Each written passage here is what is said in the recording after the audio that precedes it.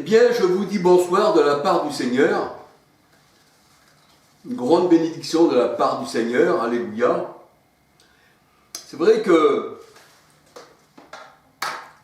toute bénédiction vient d'en haut, la parole de nous dit. Tout don parfait vient d'en haut, de la part du Seigneur des esprits. Alléluia. Alors un petit bonjour à tout le monde. Tous ceux que je connais, bien sûr, au téléphone, ceux qui me laissent des commentaires, ici et ça. Je vous remercie du fond du cœur, de la part du Seigneur aussi. Que le Seigneur vous bénisse abondamment. Je voulais dire aussi que j'étais parti quelque temps. Donc je suis revenu et là je m'empresse de vous faire une vidéo, de partager avec vous la parole de Dieu. Gloire au Seigneur. J'ai eu, c'est-à-dire une panne de voiture qui a fait que eh bien, je suis revenu en taxi et avec ce monsieur qui est taxi, eh bien, j'ai conversé un peu avec lui sur la parole de Dieu. Il s'appelle Aurélien. S'il regarde mes vidéos, un petit bonjour. Un petit bonjour aussi à Marcel, un petit bonjour à Ricardo, à Richie, à Ken, un petit bonjour à tous ceux, bien sûr, par laquelle je téléphone, alléluia, je n'en oublié aucun, gloire au Seigneur, à Fabrice aussi, puis un petit bonjour à ceux qui regardent aussi cette chaîne, alléluia, puis un petit bonjour à mes enfants qui regardent aussi cette chaîne, et à mes arrière-petits-enfants, alléluia, enfin à tout le monde, alléluia. Alors aujourd'hui, ce soir, j'aurais voulu vous parler de la maison de l'Éternel. La maison de l'Éternel. Je voudrais vous parler du temple. Le temple qui devait être, on va dire, mis en construction par Salomon, sous la direction de Hiram. Et là, nous voyons que le Seigneur, dans sa parole, il fait que le temple a été construit. Et la parole de Dieu nous dit que Dieu n'habite pas dans des maisons faites de main d'homme. Et que les cieux des cieux ne peuvent le contenir. Mais en réalité, le Seigneur il dit, cette maison par laquelle tu vas faire, Salomon, sera une maison de prière. Et ce que tu demanderas dans cette maison, selon ma volonté, je te l'accorderai. Bien que je n'habite pas dans une maison faite de main d'homme. Mais dans cette maison,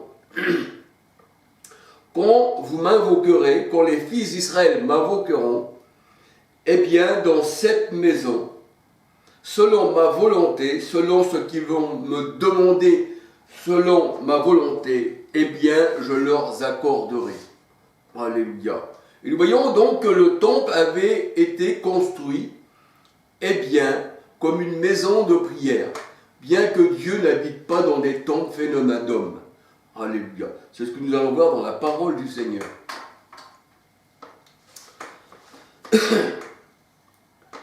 Alors, j'ai intitulé ma vidéo « Comprendre Jean 4, 20 à 24 ». Pourquoi je dis comprendre Jean 4, 20 à 24 ? C'est quand la Samaritaine a eu une discussion avec le Seigneur. Bien sûr, une discussion spirituelle.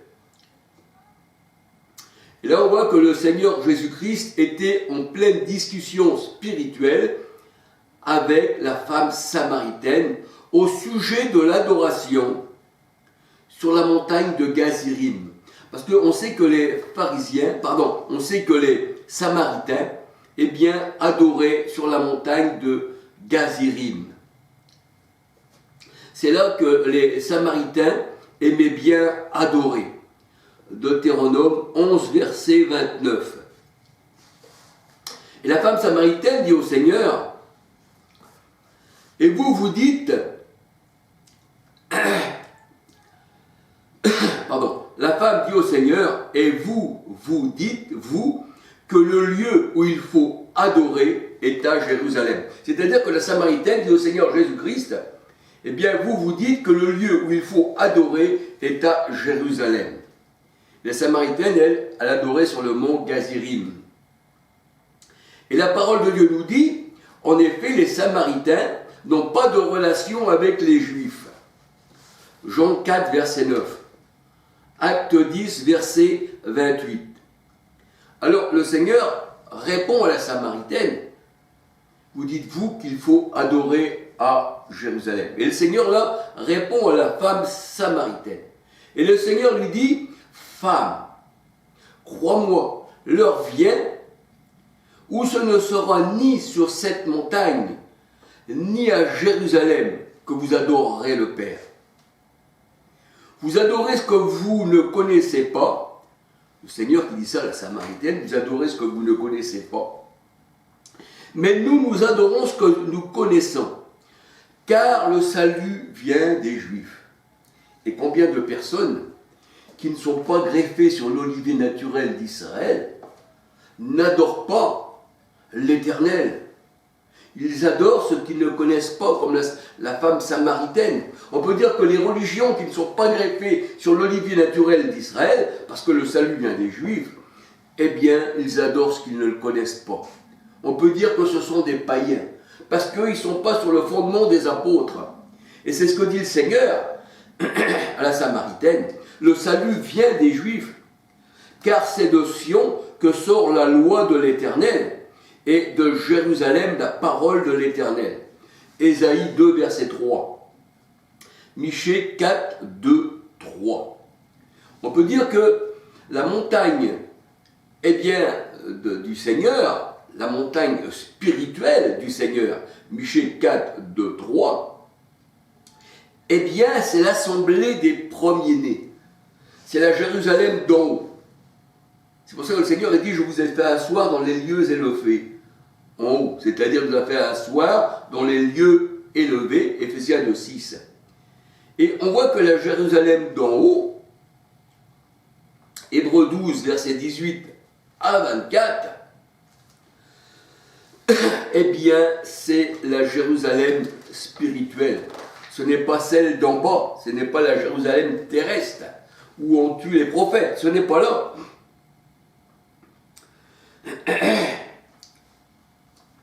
Pourquoi? Parce que la Jérusalem d'en bas, la parole de Dieu nous dit, c'est le mont Sinaï, c'est la montagne de destruction.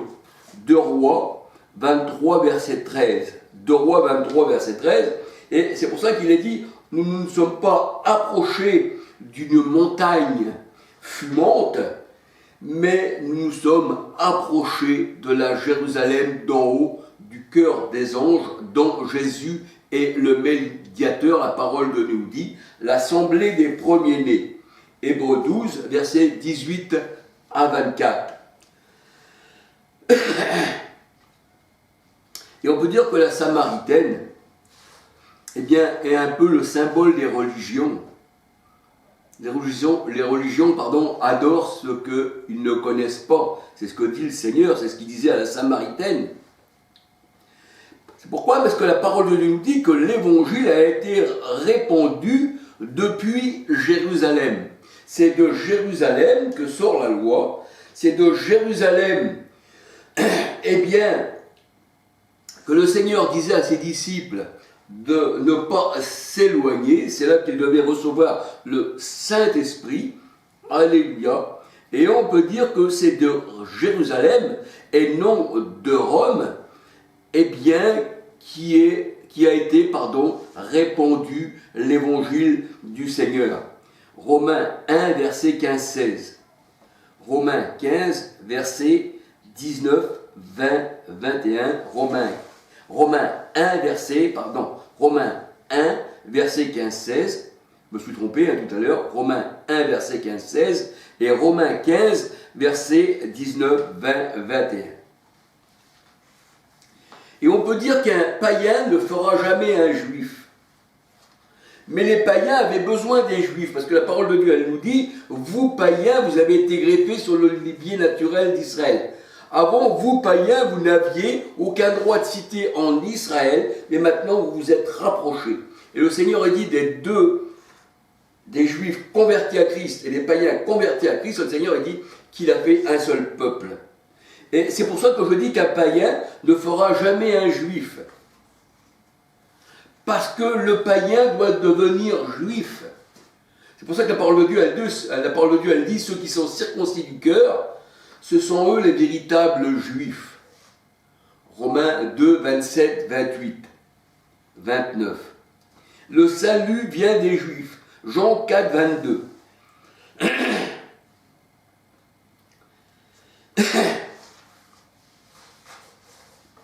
Et on peut dire que pour être véritablement être un enfant de Dieu, il faut être greffé sur l'olivier naturel d'Israël. Alléluia. On doit recevoir l'enseignement de Jésus qui était juif. Parce que le salut vient des Juifs et Jésus est appelé le roi des Juifs. Ça veut dire que Jésus et ses disciples, étaient juifs. Alléluia. Et les païens ont été, greffés, adoptés comme des enfants de Dieu. Alléluia. Bien sûr, ceux qui ont la foi en Christ. Parce que la parole de Dieu nous dit, tous ceux, qui ont été baptisés en Christ, ont revêtu Christ. Et la parole de Dieu nous dit que les enfants d'Abraham, c'est ceux aussi qui sont à Jésus-Christ. Alléluia. C'est ce que nous dit la parole du Seigneur. Dans Galates 3, 27, 28, 29. Vous avez pour père Abraham. Vous, tous qui êtes à Jésus-Christ, vous avez pour père Abraham. Mais on n'a pas père Constantin, non, c'est Abraham. Éphésiens 2, 11 à 22. Romains 11, versets 17, 18. Vous avez été greffés sur le tronc, sur les racines d'Israël, vous païens. Alléluia. Mais Israël de Dieu, Galates 6, 16. Pas Israël selon la chair, 1 Corinthiens 10, 18. Non, pas cela. Alors en aucun cas, bien sûr, le salut vient de Constantin, d'un empereur romain qui était le chef des nations et aussi un chef de guerre. On peut dire que le Christ a envoyé ses apôtres évangéliser, aussi les Romains. Et le Seigneur a dit, voici, je vous envoie. Et la parole de Dieu, elle dit que Christ lui-même s'est choisi, 12 apôtres qui étaient juifs. Alléluia. Matthieu 10, versets 1 à 42. Le Seigneur disait à ses disciples, c'est moi qui vous ai choisi, ce n'est pas vous qui m'avez choisi. Et c'est moi qui vous envoie. Alléluia. Mais on va se dire, mais pourquoi que avant on adorait à Jérusalem? Parce qu'il y avait le temple à Jérusalem. Sur le mont du temple, à la place maintenant de la mosquée d'Omar, pour ça que le Seigneur il l'appelle l'Arabie, cette Jérusalem terrestre, qui tue les prophètes, qui est la chair, Galates 4, 21 à 31. Avant la destruction du temple, il n'y avait pas la mosquée d'Omar. Et maintenant, il y a une mosquée. Et avant que le temple soit détruit, on pouvait adorer à Jérusalem, on pouvait faire ses prières à Jérusalem, on demandait au Seigneur dans ce temple, bien que Dieu n'habite pas dans des temples faits de main d'homme, si on demandait selon la volonté du Seigneur, on pouvait être certain que l'on serait exaucé. Alléluia. C'est pour ça que le Seigneur a dit, à chaque fois que tu viendras dans cette maison et que tu me demanderas, puisque tu es venu dans cette maison, bien que je n'habite pas dans une maison faite de main d'homme, mais cette maison-là, j'y mettrai mon nom, et tout ce que tu demanderas dans cette maison, dans ce temple, je te l'accorderai. Alléluia. Alors, il fallait adorer à Jérusalem. Parce que Jérusalem avait été choisi par l'Éternel comme lieu de résidence de l'Éternel, bien qu'il n'habite pas dans des temples faits de main d'homme et que les cieux ne peuvent le contenir. Mais chaque fois que tu viendras dans cette maison, alors j'aurai une oreille attentive à ton égard, si tu me demandes selon ma volonté, disait l'Éternel. Alors Jérusalem a été choisi par l'Éternel. 2 Chroniques 6, verset 6. 2 Chroniques 6, verset 6. pour que l'Éternel eh bien, puisse y mettre son nom. Pardon. Pour que l'Éternel y réside et lui mettre son nom. Alléluia. Alors ce temple de pierre, bien sûr, c'était que des temples de pierre, c'était fait de main d'homme, c'était pierre sur pierre, et quand le Seigneur est venu, quand il a dit à ses disciples, voyez-vous ces belles sculptures, ces belles pierres, il ne restera pas pierre sur pierre. Et on peut dire que les pierres, ça représente aussi les hommes. Et le Seigneur, il a écroulé ce temple de Jérusalem ensuite. Et pourtant, eh bien, cette Jérusalem, ce temple, il avait été agréé par le Seigneur. Alléluia. Et le Seigneur, il disait, tant que mes commandements, tant que tu ne vas pas t'éloigner de mes lois, de mes commandements, quand tu viendras dans cette maison, que je ne reste pas, mais j'aurai l'oreille quand même sur cette maison, sur ce temple, à chaque fois que tu me demanderas quelque chose, eh bien, tant que tu resteras dans mes commandements, alors j'écouterai ce que tu me diras par la prière, et tes prières seront exaucées. Et là, nous voyons aussi que, eh bien, les Juifs n'ont jamais, selon la chair, n'ont jamais eh bien, suivi les lois du Seigneur. Au contraire, ils ont aboli la loi de Dieu pour des commandements d'hommes. Alors, on va se laisser guider encore un peu plus loin. Alors, la parole de Dieu, elle dit que le Seigneur, il a choisi Jérusalem pour que son nom y réside, bien que l'Éternel n'habite pas dans des temples faits de main d'homme. Acte 7, 48, Acte 17, 24. Et que les cieux des cieux ne peuvent le contenir.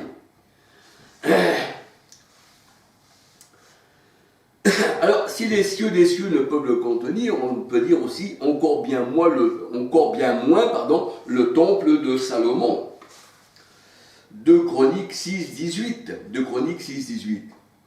Toutefois, Salomon disait à l'Éternel, « Éternel mon Dieu, sois attentif à la prière de ton serviteur et à la supplication. Écoute le cri et la prière que je t'adresse, que ton serviteur t'adresse, Seigneur. Que tes yeux soient jour et nuit ouverts sur cette maison, sur le lieu dont tu as dit, là sera mon nom. Écoute la prière faite en ce lieu. Écoute la prière faite en ce lieu, dans ce temple, bien que tu n'habites pas dans ce temple fait de main d'homme, Seigneur. Parce que c'est un lieu de prière, et si on vient ici, tu vas nous écouter, Seigneur. Parce que tu as choisi ce lieu, et tu as fait que ce lieu soit bâti pour ta gloire.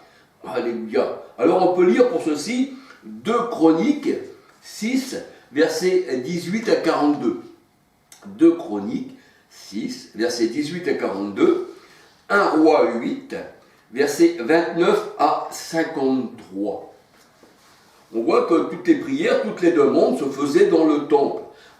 Ça serait reçu par l'Éternel si on marche selon ses voies, selon ses commandements, mais le Seigneur nous dit que si on ne marche pas selon ses commandements, eh bien, il rejettera ce temple-là sera rejeté, et tous ceux qui viendront dans ce temple, eh bien, le Seigneur n'écoutera plus.